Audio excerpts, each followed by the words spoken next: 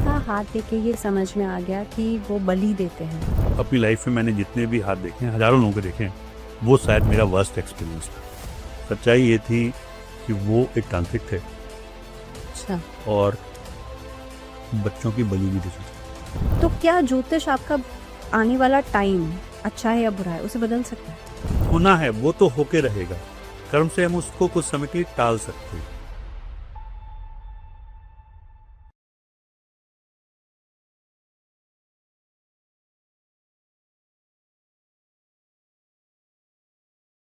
स्वप्न शास्त्र और शकुन शास्त्र करके भी कुछ है जिसमें कि शकुन शकुन और अप्रगुन। शास्त्र जिसमें शकुन अपशकुन देखा जाता है, जो हमारे यहाँ जनरल अगर आप देखोगे बहुत सारी, जैसे आदमी कहता है कि आप निकल रहे हो, किसी ने छींक दिया हाँ, तो या चीजें बिल्ली रास्ता या बिल्ली रास्ता काट गई। अक्सर मैंने गाड़ी वालों को देखा है कि वो रुक जाते हैं, रुक जाता है। ऐसा होता है। या गाय सामने दिख गई, बछड़ा दिख गया तो उसको बहुत शुभ मानते हैं। मानते हैं। खाली बर्तन आ गया सामने तो अशुभ मानते हैं। हाँ। हालांकि इसका साइंटिफिक रीजन तो मैंने कभी नहीं देखा, अच्छा, लेकिन ये चीजें निकल करके भी यहीं से लेकिन ही है। अगर इसको हम देखें, क्योंकि रावण ने इस पर शोध किया था हाँ, और उसके बाद इसको लिखा था, हाँ, तो अगर हम मॉडर्न वर्ल्ड में भी इसको देखते हैं तो कहीं ना कहीं मैंने देखा है कि इस टाइप की चीजें होती हैं। अब फर्क सिर्फ इतना है कि उसको हम लोगों ने पूरा नहीं जाना, एक अंधविश्वास से भी जोड़ लिया। लाइक बिल्ली रास्ता काटती है, तो बिल्ली लेफ्ट से काट रही है, राइट से काट रही है, इसमें बहुत बड़ा फर्क होता है। अच्छा, अगर वो राइट से रास्ता काट रही है तो कोई फर्क नहीं पड़ता, जैसा रावण ने लिखा है। अच्छा, लेकिन अगर वो लेफ्ट से काट रही है तो आपको दिक्कत आ सकती है।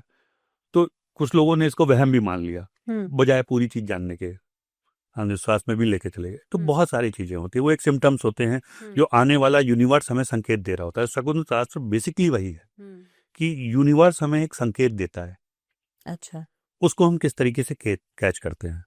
कई चीजें हम लोग मान लेते हैं, कई चीजें नहीं मान पाते हैं। अगर हमने उसको नहीं कैच किया तो नुकसान। कई बार आप जनरली लोगों से सुनोगे कि हम जा रहे थे, हमारा मन तो नहीं था, अंदर से दिल नहीं हो रहा था, फिर भी हम गए और चले गए। एक्सीडेंट हो गया या गाड़ी खराब हो गई या इस टाइप की प्रॉब्लम आ गई। तो वो भी एक शकुन शास्त्र का ही पार्ट है। जैसे कहते हैं ना, बाई आंख फड़कना या दाहिनी आंख फड़कना या इस टाइप की चीजें होना, तो वो और कुछ नहीं है, वो यूनिवर्स हमको एक संकेत दे रहा होता है। अच्छा, अगर हम उस संकेत को ले पाते हैं, समझ पाते हैं तो फायदा है। कई बार नहीं समझते हैं, बाद में समझते हैं तो नुकसान भी होता है। क्योंकि अनिल जी ऐसे कहते हैं ना, आधा अधूरा ज्ञान हमेशा खतरनाक होता है। ये तो और हमेशा सही कहा जाता है। और रावण संहिता को अगर समझा जाए तो आपने कहा एक पार्ट इसका पशुपतिनाथ जी में और एक पार्ट उनके पास है। पशुपतिनाथ जी में माना जाता है कि लगभग पूरा है, अच्छा, कुछ हिस्से इनके पास हैं। कुछ हिस्से इनके पास है। तो ऐसे में क्या रावण संहिता को पढ़ने का, आपने कहा था ना कि हर कोई नहीं समझ सकता, तो क्या पढ़ने का कोई तरीका, कोई ऐसी विधि है? देखिए, बात पढ़ने की नहीं है, पढ़ने को तो आप कुछ भी पढ़ सकते हो। बात है कि इसके किए गए उपाय, अच्छा, उन संकेतों का मतलब, क्योंकि इसमें सीधा ज्योतिष नहीं, इसमें गोचर के ऊपर आधारित है। जिस समय आप पढ़ रहे हो उस समय गोचर किस तरीके का है, किस तरीके के ग्रह चल रहे हैं, कहाँ क्या है, शकुन साथ है। सामने बैठा हुआ आदमी, जैसे आप मुझसे कुछ पूछने के लिए आया, मैं रावण संहिता लेके बैठा हूँ, तो आपकी पूरी बॉडी लैंग्वेज उस समय, आपका कौन सा स्वर चल रहा है, राइट या लेफ्ट, जिसको हम कहते हैं सूर्य या चंद नाड़ी, हाँ। उसके ऊपर भी डिपेंड करता है। आप बैठे हो, आपने कौन सा हाथ पहले ऊपर उठाया, आप किस तरीके से बैठे हो, वो सारी चीजें होती हैं। उससे पता चलता है कि सामने वाला जो आया है उस काम को उसका होगा या नहीं होगा, वो किस स्पेसिफिक पर्पज से आया है, उसकी क्या है। क्योंकि इसमें प्योरिटी पे बहुत ध्यान दिया गया है रावण संहिता में। अच्छा, आपका चित्त, मन बहुत प्योर होना जरूरी है। आपके उद्देश्य निगेटिव नहीं हो सकते हैं, तब आप इसके उपाय में जा सकते हो, क्योंकि इसमें बहुत डीप है। हाँ, क्योंकि आप कह रहे हैं कि कोई पूछने के लिए आए तो उसकी नाड़ी, बॉडी, अगर उसकी पूरी उसकी बॉडी बॉडी लैंग्वेज, कैसे रिएक्ट करेगी। नाड़ी से कुछ लोग कंफ्यूज होते हैं कि ये हाथ वाली नाड़ी। हाँ, नाड़ी शास्त्र का मतलब होता है हमारा ये, जो कि इस ईड़ा, समय पिंगला और सुषुम्ना नाड़ी की ये, बात आप कर रहे हैं। ओके, वो भी लोगों में बड़ा कंफ्यूजन होता है। अरे यार उस दिन ये पकड़ा और देख डाला, हाँ, ऐसा नहीं होता। ठीक है। क्योंकि यहाँ पे भगवान शिव का एक बहुत बड़ा साधक था रावण, और रावण को माना जाता है कि उन्होंने बहुत सालों तक तपस्या की थी, भगवान शिव को प्रसन्न किया था और एक अमरता का वरदान उन्हें मिला हुआ था। तो ऐसे में क्या रावण संहिता में भी शिव साधना के ऊपर कुछ लिखा है? रावण संहिता में शिव की बहुत सारी पूजाएं हैं और बेसिकली शिव के बहुत सारे गुण ऐसे हैं जो उनके गोपनीय भाग में जाते हैं, जहां पर कि हम तंत्र की बात करते हैं। अच्छा, जैसे मैं कह रहा था कि उसमें तो लेकिन जब भगवान शिव की पूजा तंत्र में, शिव को तो तंत्र का सबसे बड़ा ज्ञाता माना जाता है। आदि योगी के रूप में। अरे भाई शिव शिव से ही तो सारा तंत्र स्टार्ट हुआ। हम पहले भी एक बार सावर मंत्रों की बात कर चुके श्रावण हैं, मंत्र की बात कि वो भी उन्होंने किए थे। हाँ। तो शिव तो हमारे हर रूप में है, जी। कि हमारे तंत्र के जितनी भी ब्रांचेस हैं वो डायरेक्टली इनडायरेक्टली जाकर के शिव जी से ही जाके कनेक्ट हो जाती हैं। क्योंकि हमारे यहाँ तंत्र के भी 3 रूप है। शिव की आराधना करने वाले, शाक्य शक्ति की आराधना करने वाले, और दोनों की आराधना करने क्या वाले, मिला जुला रूप जिसको हम अर्धनारीश्वर कहते हैं, वो तंत्र की सबसे ऊंची फॉर्म होती है। अच्छा। तो शिव जी तो सन से सारे जुड़े, तो रावण ने उनसे सीखा, तो उसमें काफी वर्णन है उसका। बट बात वही है, उसके लिए आपको उच्च श्रेणी का साधक होना चाहिए, मन में शांति होना चाहिए, आपको योगी होना चाहिए। रावण ने वो साधना करी, राक्षस थे या ब्राह्मण थे या जो वॉट एवर, लेकिन वो पूरे मन से किया, तब उनको वो हासिल हुआ। तपस्या, यहाँ पे वर्ड तपस्या यूज हुआ है। इतनी तपस्या के बाद उनको सब कुछ मिल पाया था, ऐसे नहीं। तो अनिल जी, आपने अभी थोड़ी देर पहले कहा था वन दुर्गा महाविद्या की पूजा, ऐसे में कि ये तो शक्ति का तंत्र लगता है कि माँ शक्ति से कहीं ना कहीं पे जुड़ाव है, तो इसका क्या कॉन्सेप्ट है?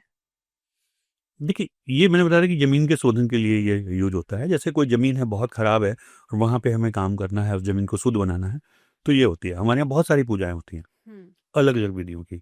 तो ये रावण संहिता का एक छोटा सा उपाय था किसी जमीन को शुद्ध करने का। अच्छा। ऐसा नहीं है कि रावण संहिता में सिर्फ शिव को ही लिया गया है, शक्ति की भी उपासना की गई है। अच्छा।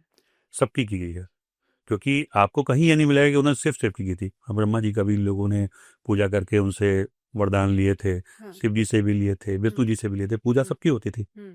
तो उसमें उल्लेख है, लेकिन शिव जी का चूंकि रावण परम भक्त था तो उनका बहुत ज्यादा उल्लेख है, परसेंटेज हाई है। ठीक है। तंत्र को अगर हम समझने की कोशिश करते हैं, क्योंकि तंत्र को लेकर के लोगों के मन में हमेशा से एक भ्रांति रहती है कि तंत्र सिर्फ नेगेटिविटी के लिए यूज किया जाता है, लेकिन बार बार आपने भी अभी कहा कि भगवान शिव से ही तंत्र की उत्पत्ति हुई है। तो तंत्र आखिरकार है क्या?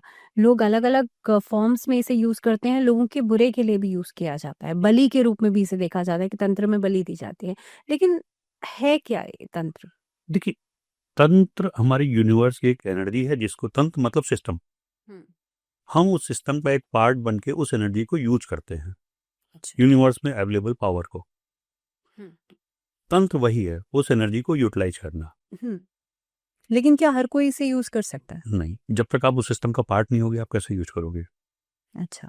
सपोज मैं आज के एक मॉडर्न वर्ल्ड की बात करता हूँ, एक कॉर्पोरेट कंपनी है, आप उससे रिलेटेड डिसीजन तब लोगे जब आप उसके सिस्टम के अंदर होगे। आप बाहर से बैठ करके उस कंपनी को गवर्न नहीं कर सकते, क्योंकि ये सिस्टम का पार्ट है। मैं गवर्नमेंट की बात करता हूँ, पुलिस है, वो गवर्नमेंट के पुलिस डिफेंस सिस्टम का एक पार्ट है, उसके बाद जो काम है वो वही काम कर सकता है।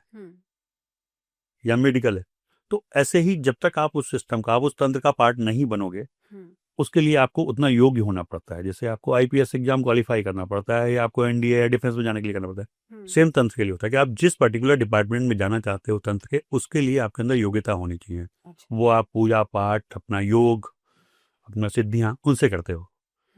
तो अब बात आती है आप उसका मिसयूज कैसे करते हो। हाँ, कि क्या साइड इफेक्ट्स इसके हो सकते हैं? आप अक्सर पढ़ते हो कि एक पुलिस वाला है जो कि रिश्वत लेते हुए पकड़ा गया था, तो वो उसके लिए कि वो सिस्टम को सुधारे, बट वो खुद करप्ट हो गया। तो ये इंसान का अपना विवेक है। आग है, हम खाना ही बना सकते हैं और कहीं पे आग भी लगा सकते हैं। अच्छा। तो शक्ति तो है, अब उसको यूज कैसे करना है मैं बार बार ये कहता हूँ, ये इंसान की अपनी फितरत है। अच्छा। और रावण संहिता में शुद्धता पे बहुत जोर दिया गया है कि आप उसको केवल पॉजिटिव चीजों के लिए यूज करो। अगर आप कहीं ना कहीं अपनी शुद्धता को करते हो, जैसे एक प्रैक्टिकल एग्जाम्पल हुआ था, एक बार बनारस में एक पूजा होनी थी, तो उस पूजा में 10 पंडितों को बैठना था। अच्छा। 10 पंडित बैठे। अच्छा, रावण संहिता के उपायों में ये खास बात है कि उसका जो गोपनीय पार्ट है कि इसमें अगर करने वाला भी गलती कर रहा है तो वो भी नहीं बख्शा जाएगा। अच्छा। उसका रिवर्स आता है। तो रावण संहिता का जो वाला पार्ट था, उसकी एक पूजा होनी थी, बनारस की बात थी, 10 पंडित उसमें बैठे थे। पूजा शुरू होते ही 1.5 घंटे के अंदर उनमें से एक पंडित को खून की उल्टियां चालू हो गई। अच्छा। पलट गया। तो जो मेन जो हेड थे, काशी विद्यापीठ के, उसमें ये थे, बड़े योगी गुरु थे, तो उन्होंने तुरंत उसको कुछ ना कुछ तुम्हारे साथ गड़बड़, मुझे सच्चाई बताओ क्या मामला है, क्योंकि बिना इसके ये नहीं होगा। तो पता चला कि उसके घर में सूतक लगा हुआ था और वो पूजा करने आके बैठ गया था पैसे के लालच में। अच्छा। उन्होंने उसको बहुत डांट लगाई कि तुम खुद तो मरोगे, इन सबको मरवा दोगे जो तुम्हारे साथ काम कर रहे हैं। अच्छा। खैर वो योगी गुरु थे, उन्होंने उसको वहां निकाला। तो उसमें शुद्धि का बहुत बड़ी चीज थी हम्म, कि अशुद्ध हुआ तो किसी को बताने की जरूरत नहीं पड़ी, खुद ही पलट गया वो। खुद ही हो जाएगा। तो ये रावण संहिता के नियमों में, इसीलिए इसका जो गोपनीय भाग है वो तंत्र का बहुत स्ट्रांग पार्ट है। हम्म, इसके बड़े सारे नियम है।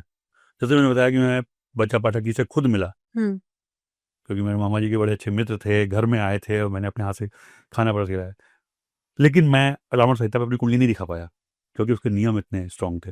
अच्छा। उनका वो टाइम था, उस टाइम वो नहीं देखते थे, मतलब नहीं देखते थे। हम्म, तो वहां तक होने के बाद भी मैं जानता था कि यहाँ है, लेकिन मैं उसको दिखा नहीं पाया। तो नियम इसके बड़े हैं, सिद्धांत बड़े कट्टर हैं, ऐसे नहीं होते। जी। अ, अनिल जी, क्योंकि कहते हैं ना ज्ञान जो होता है वो अच्छा बुरा नहीं होता। फिर चाहे तुलसीदास जी ने रामचरितमानस लिखी, वाल्मीकि जी ने रामायण लिखी, या फिर रावण ने रावण संहिता लिखी, इसको कैसे देखा जा सकता है कि रावण ने जब रावण संहिता लिखी तो एक विद्वान के रूप में लिखी, और जो इंसान उसे पढ़ रहा है वो भी अपने तरीके से, यानी कि खुद का जो एक इंटेलेक्ट होगा वो चाहे अच्छा है या बुरा है, अब तंत्र साधना में भी कोई इंसान अच्छा है, इसको कैसे देखा जा सकता है कि एक ही किताब है, एक ही ग्रंथ है, उसको अलग-अलग लोग पढ़ रहे हैं, लेकिन इम्पैक्ट शायद उनके लिए अलग-अलग होगा।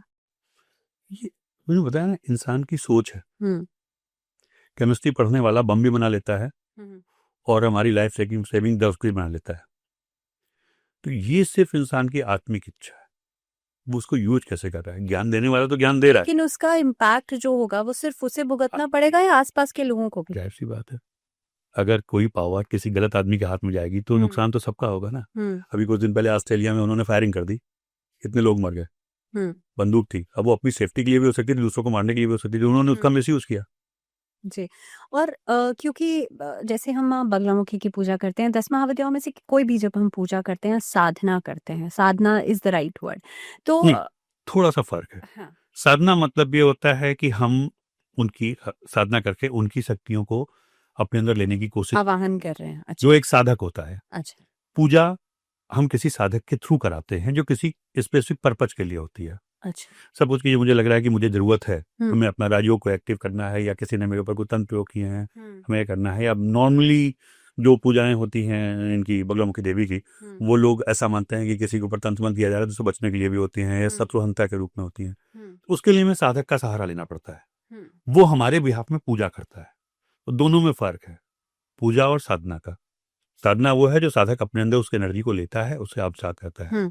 पूजा वो है जो आप उसके बिहाफ में करते हो कि हाँ, हमें वो मेरा काम हो जाए। लेकिन है तो एक ऊर्जा के रूप में इसे देखते हैं। साधक जो है वो भी एक ऊर्जा को ही कहीं न कहीं पे नियंत्रित करता है। लेकिन हर इंसान कहते हैं ना कि ऊर्जा सँभाल नहीं पाता। चाहे किसी भी महाविद्या की पूजा हो या तंत्र की इसीलिए साधक तंत्र, उसको लिया जाता है कि हमारे बिहाफ में वो पूजा कर दे। लेकिन अगर साधक खुद कर रहा है और वो उस ऊर्जा को नियंत्रित नहीं कर पा रहा है, तो साइड इफेक्ट होते हैं। जैसे? मैं यहाँ पे महाविद्या का एग्जाम्पल तो नहीं दूंगा। लखनऊ में एक तांत्रिक थे, हुँ। तो बड़े योग्य तांत्रिक थे, लेकिन बहुत गरीब थे वो। अच्छा। मैंने अक्सर देखा था कि कुछ पुलिस वाले उनके पास जाया करते थे कि चोरी हो गई है पता करने के लिए, अच्छा। केस सॉल्व नहीं हो रहा है, वो हाँ, कहते थे। हाँ। तो एक दिन की बात है, उन्होंने खुद बोला, बोले मेरी एक साधना गलत हो गई, अब मेरा बचना मुश्किल है। अच्छा, और कुछ दिनों के बाद पता चला कि उनकी डेथ हो गई। डेथ हो गई। ये एक एग्जाम्पल था। फिर जब मैं कैलकाटा हॉस्टल में रहा करता था, जो इसका वर्स्ट एग्जाम्पल मैं दे सकता हूँ, हुँ, तो मेरे एक सीनियर हुआ करते थे। ये बात हो गई 2001 के आसपास की। हुँ, हालांकि यहाँ पे लोग मेरे लिए भी कहेंगे कि तुम इतनी बड़ी बात जानने के बाद चुप कैसे रहे। हुँ, तो एक सीनियर थे, वो अक्सर मुझसे कहते थे कि यार जरा हाथ देखो। मैं सबका हाथ देखता था, बट उनका हाथ देखने के लिए मैं अंदर से इंट्यूशन नहीं हुआ, मैं मना कर देता था कि। हुँ, बट बीइंग ए सीनियर, एक दिन उन्होंने मुझे पकड़ लिया कि भाई तुमको बैठो, तुम्हें देखना ही देखना है। हुँ, जैसे ही मैंने हाथ देखा, शायद अपनी लाइफ में मैंने जितने भी हाथ देखे हैं, हजारों लोगों के देखे हैं, बट वो शायद मेरा वर्स्ट एक्सपीरियंस था अच्छा। लाइफ का। हुँ, उनका हाथ देखने के बाद मैं खुद एकदम चौंक गया, हुँ, और बिना कोई क्वेश्चन पूछे जैसे ही मैंने उनके चेहरे की तरफ देखा, वो जो मुस्कुराहट थी उनकी, हुँ, वो ऐसी थी कि अच्छे से अच्छा आदमी डर जाए। अच्छा। उन्होंने स्माइल दी थी, बोले देख लिया। हुँ, उन्होंने कहा हाँ। सच्चाई ये थी कि वो एक तांत्रिक थे, अच्छा। और बच्चों की बलि भी देते थे। अच्छा। उन्होंने बनारस में कई साल रह करके मरकरका घाट पे उसकी साधना की थी, बट उनकी एक सिद्धि थी जो बिगड़ गई थी, और वो जो भी आत्मा थी या जो चीज़ थी वो उनके पीछे पड़ गई थी बुरी तरीके से। उनका हाथ दिखाने का पर्पज सिर्फ इतना ही था, बोले देख लियो तो बताओ कि इससे बचे कैसे, क्योंकि उसने उनके घर के लोगों को एक एक करके मारना शुरू कर दिया था। अच्छा। ये साइड इफेक्ट थे, क्योंकि उनकी नीयत शायद गलत थी। अच्छा, इन्होंने जो तो आपके सीनियर थे। जो मेरे सीनियर थे, हाँ। कहने के लिए वो वहाँ पे हॉस्टल में रह रहे थे, हम्म। बट जो सच्चाई थी वो ये थी। तो उसको देख के मैं डर भी गया, और मुझे इतना उस टाइम वो भी नहीं था। एक आदमी, मैंने उसके बारे में सुना था कि लोग ऐसे बलि देते हैं, करते हैं, बट मैंने पहली बार देखा था किसी आदमी को सामने बैठे हुए। मुझे नहीं याद है अब, इतनी पुरानी बात है कि मैंने जवाब क्या दिया, लेकिन हाँ, उनके संग ऐसा हुआ था।